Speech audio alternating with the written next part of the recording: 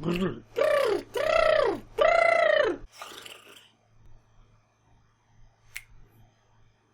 what's up guys? Mark here, and today I'm going to be reviewing the album that seemingly everybody on the internet has been waiting for, and that is, of course, the new Frank Ocean album, Blonde.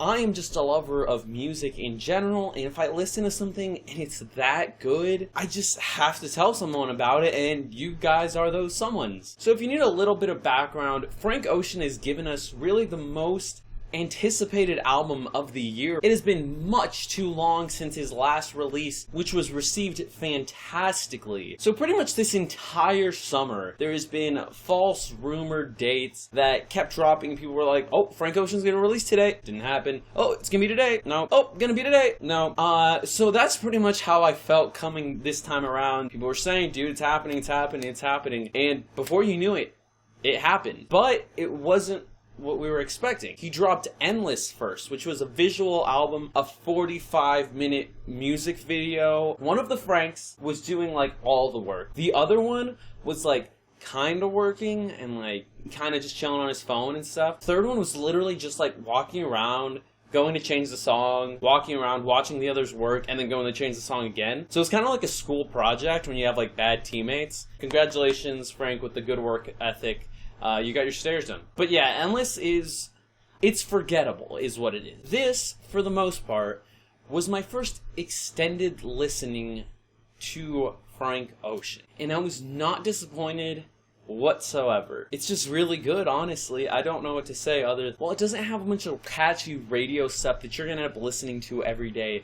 This album is still incredibly successful. If I had to say one thing right now about this album that I adore, it's the story that it tells, the picture that it paints for us. This album feels complete. It feels like an album. It doesn't feel like a collection of songs. Oh, T-Lop!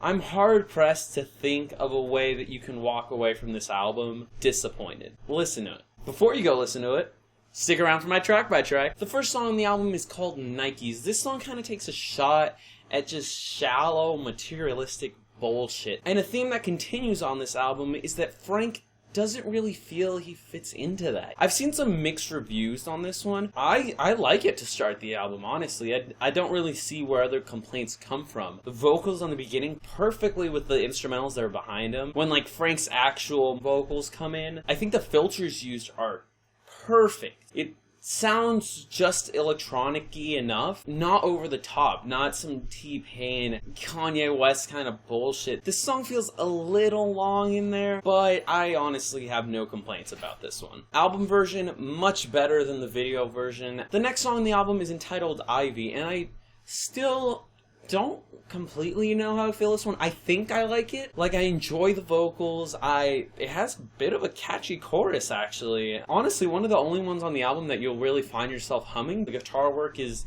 also memorable on this one. Lyrically, this one's more of a personal story, opposed to the last song that was metaphorically driven. This one kind of drags a little bit, kind of overstays its welcome. That could be due to the fact that I don't really like the distorted ending that comes through. Overall, I still enjoy this song. The next song is entitled Pink and White. This one was the first song where I really felt that he could have done something extra there just to push this song over the top. My complaint here is the chorus.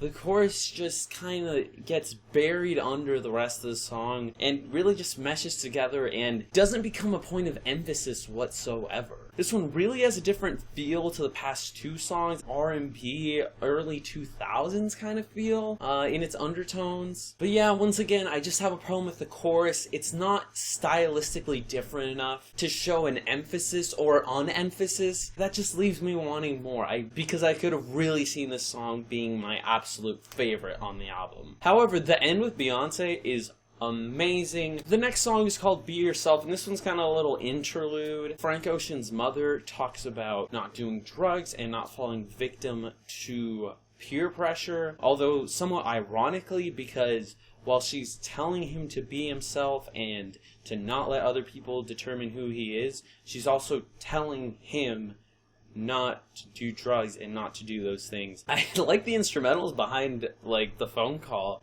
They're surprisingly good, and possibly, I feel like that could take the place of the Jeopardy song. Da-na-na. This one's a nice little tune there. Petition down below. The next song is entitled Solo, and I pretty much just have good things to say about this song. It just really hits me on a musical level. The vocal ability is really good in the chorus. Obviously, Frank has a great vocal ability. He shows it off. Along with this, the instrumentals are dank throughout. In the end, so far on the album, this one feels the most complete. This one feels like they wrapped it up, stuck the bow on, and put the name tag. The next song is entitled Skyline To, and this one is arguably my favorite song on the album. I can't quite pinpoint exactly what it is about this song, but I think one of the major things is that it really brings me in with the hidden depth, sounds and weird synths and stuff just hiding beneath the initial track is really something to grab on. I also appreciate the stylistic change from his singing to his rapping, talking voices, and the synth in the bridge is to die for, so check this one out. The next song on the album is called Self-Control. This one has some of the best guitar work on the album. I really appreciate how it's used. I think this song is set to the exact tempo that it should be at. So while I was listening to this song first time through,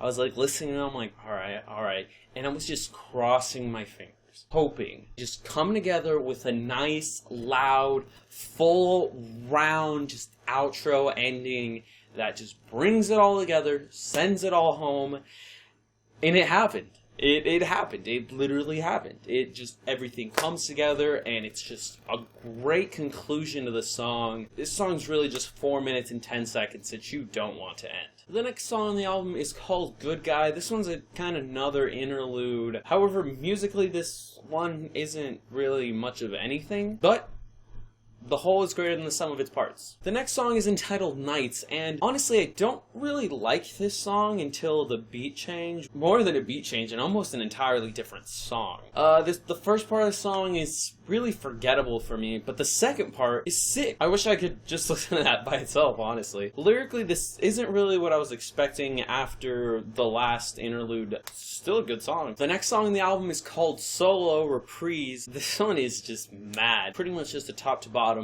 Andre 3000 verse. Andre really just grabs you by the throat at the beginning of the song, shakes you around during its entire duration, and doesn't let you go until the song is over. Follow it along with lyrics. The next song is entitled Pretty Sweet, and literally on my notes, I don't know what to say about this song. It has some unique sounds in there, interesting tones, some interesting instrument usage, kind of all over the place, really experimental. I don't know, tell me what you think about this song. The next song is another interlude called Facebook Story. This one involves one of Frank's friends having a conversation. When Facebook first came around, he had a girlfriend. They've been dating for quite a while, and she came to him one day and told him, hey, you have to add me on Facebook so we can interact. And he's like, that's ridiculous. I literally see you every day. This is supposed to be used as a tool for communicating with people that you can't communicate with. She thought that meant he was cheating, and she ended up believing him. The next song is entitled Close to You, and this one's really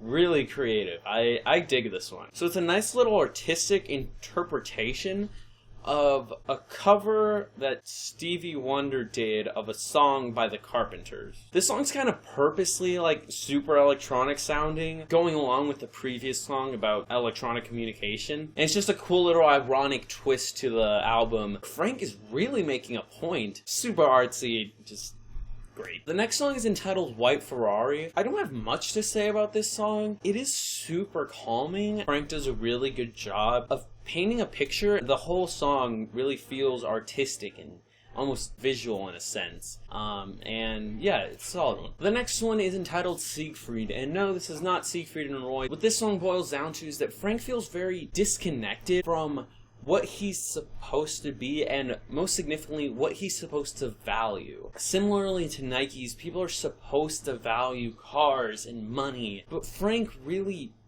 doesn't. The little talking part at the end is really good. Frank just puts himself out there. Everything that makes him him is in this song, and dig it. The next song on the album is entitled Godspeed. This song features some cool kind of Zelda-sounding xylophone. I don't like the ending of the song very much, to be honest. Comes in making me feel like it's going to be another favorite on the album, but the second half of it just kind of lets me down. The song's okay, but Yeah. The final song on the album is called Futura Free, and this one's just the perfect closer. Lyrically, Frank stays super humble, almost emphasizes it. I really like the vocal style changes. The flow is really good, and the lyricism feels conclusive. And there's like a really weird interview that's like crazy and you can't understand anything. So that was it. That was Frank Ocean's Blonde. I'm gonna come clean. I came to this album with so many doubts. Everyone on Twitter loves it.